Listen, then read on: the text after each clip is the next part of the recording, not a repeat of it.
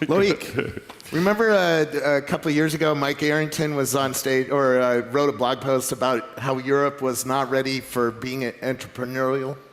Yeah, I remember that. He was wrong then, right? Now he's really wrong. Yesterday, I was interviewing about 15 different companies, and the companies I'm seeing here at LeWeb from Europe are incredible. Did you hear about this startup bus? Yes. Tell.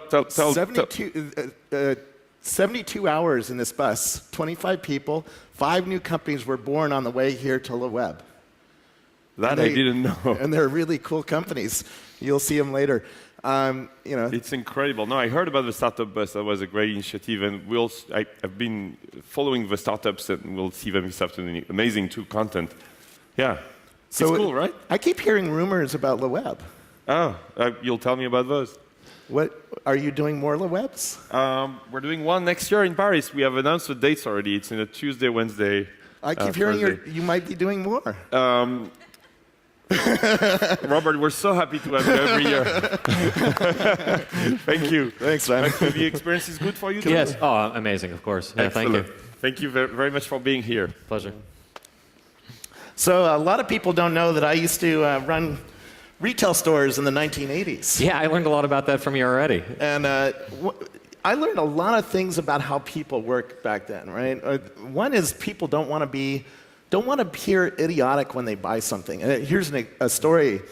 I used to have dozens of people in line because we're a discount store. And we would separate them into SLRs. Do you want to buy a SLR or a point-here-shoot camera? The person who bought first decided what everybody else was going to buy.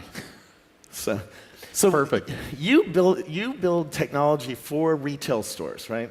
Correct. At X.com. And I would say that we also build it for developers, to help bring developers and merchants together to create a great commerce experience for the consumer.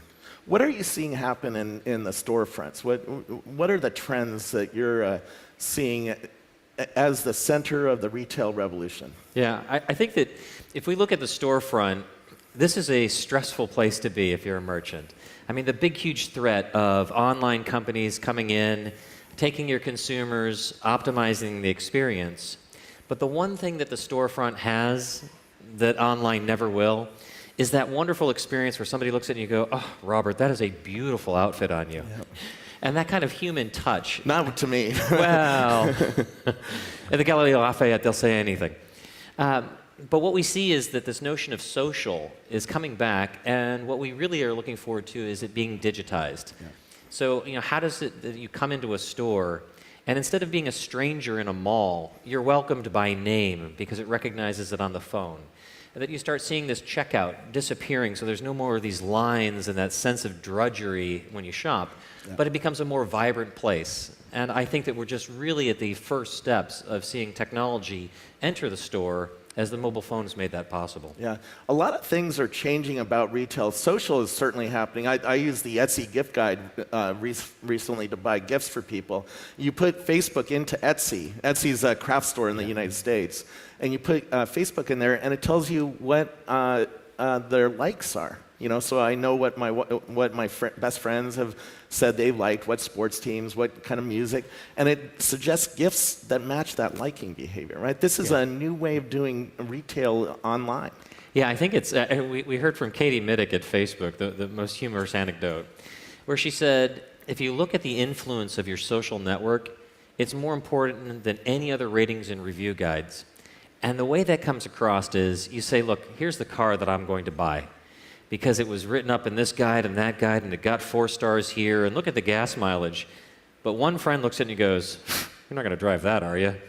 And it's over. There's no way you're buying that car. So yeah, the power of social within a commerce context, it's really powerful.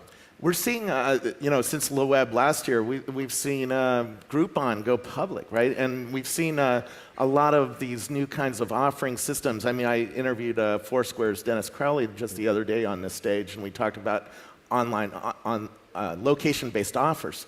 What's happening in the location space, and where do you think developers are going with that? Yeah. Commerce is cool again. It's the most phenomenal thing. It brought, I think, the experience that we see on the web, I mean, commercial, right, .com. When we see things like Milo or Where, where people can take their inventory and put it into the cell phone as people walk around, this is an incredible opportunity. Think about it as you're going down the Champs-Élysées, and I'm told that this is the most expensive real estate in all of Paris for the companies that are there. And they're fighting for every square inch. But 2 blocks away is a very affordable storefront. And now, as somebody's just walking down that street, you can advertise to them on that phone and tell them 20% off of the same item if you walk 2 blocks. Yeah. And who of us won't do that for 2 blocks? Or here's a restaurant that you could come eat at and half off if you bring a friend. To program a city is a possibility today that never existed before, and that's fun. In fact, this afternoon, I think Loic is going to have the startup program winners that were shown off at the expo hall across the way. One of them is enabling exactly that, being able to send SMSs to geo-encoded objects or places or people. It's really cool. Fascinating stuff. Commerce. So what are you announcing today? Because you're announcing 3 things, I believe, right? Right. We have PayPal Access is now integrated into Magento Go. So this is the whole notion of a commerce profile that you can add into your store with just a little bit of JavaScript. In the case of having a Magento store, you click a button, and now you can have PayPal as your ID. What is a Magento store for people who've never heard of that before? Right. Magento is a commerce operating system, a storefront that somebody can use. We have a commercial or consumer, an enterprise, and now a Go instance, which is commerce in the cloud. A single starting point for merchants. And again, now you can have the authority and the trust of PayPal being your identity for that. Okay. And that was one thing, right? Right. We have 9 partners that we just announced, La Poste being one of them. People who are helping to bring technology into this context. And then the third, I'm blanking on. I forget too. Perfect. I've interviewed several companies this year who are doing iPad-based cash registers. What are you seeing happen in the retail store, and how is X.com playing into the new retail checkout experience? So we look again at consumer behaviors, and consumer needs are dominating technology. And the whole notion of standing in line and waiting is a past concept. I think Apple dominated this new metaphor where you walk into the store and each sales rep has a portable point-of-sale device. So, of course, the iPad is the most functional and flexible for that today, and we're just seeing an explosion of startups in this space. Now, the hard part is how do you tie into the inventory system? How do you tie into the synchronization, the front end, the website? And each one of these is a unique back end. So the point-of-sale systems that are out there today, I think are both constraining technology, but also just diversifying the offerings. Yeah. How is social going to mix into the cash register? Because I'm starting to see some innovation there and some rethinking of what the cash register actually is about. So certainly what we have to look at is this personalized touch, that human touch. No matter where I am, if somebody says my name, I feel just a little bit better in the world. What's the context? Now, you combine that social context, gift giving and things like that. You can say, hey, it's your friend's birthday today, and by the way, we do have their favorite item. And you go, oh, thanks, right. Perfect reminder. So I think we'll start seeing a whole lot more in the way of customized offers based on your social network. Yeah. One thing here at Paris was Uber. Right. Uber came out this week, and we've been using it all week to get around town.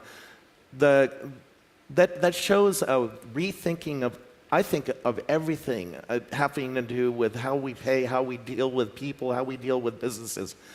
What is X.com going to enable to let these entrepreneurs build new kinds of companies like Uber and have payments deeply integrated into it? I think this is at the heart of what X.commerce is.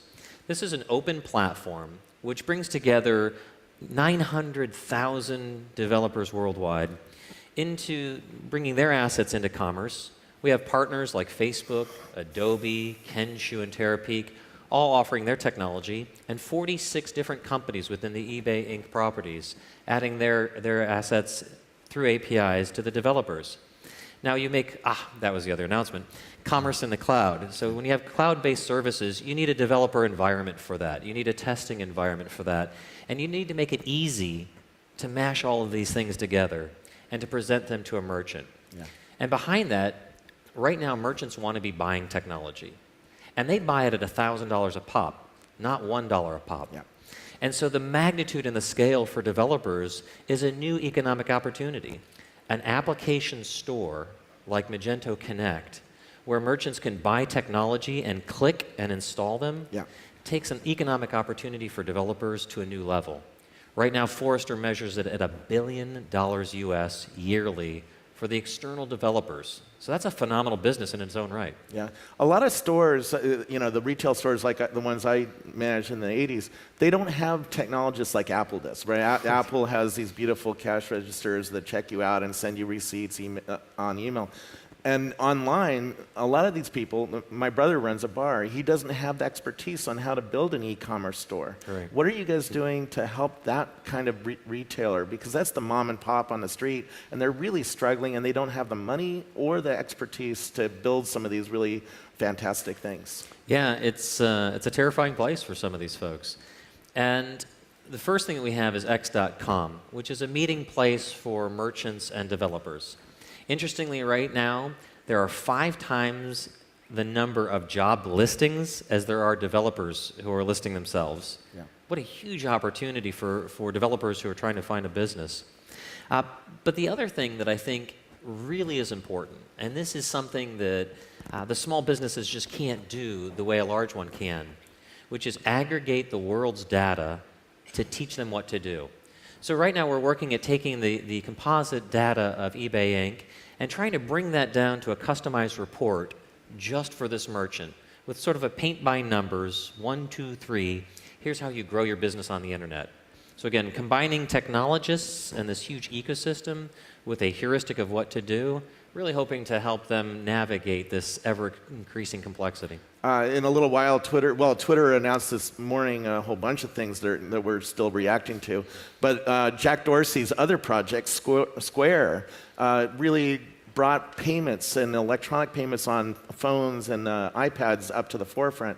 Do you see him as a competitor or a partner or both? Right. For X.commerce, it's an open stack and an open technology. Yeah. When you think about what we have to do as eBay Inc., we have to make sure that merchants in their space are met with their needs. So if they need Square and Square wants to integrate into X.commerce, they're welcome to do so. I think in the context of PayPal and Square, clearly PayPal is one of the most dominant players in the payment space online and will continue to be so. The other day, Eric Schmidt was showing off the ice cream sandwich-based phones with NFC.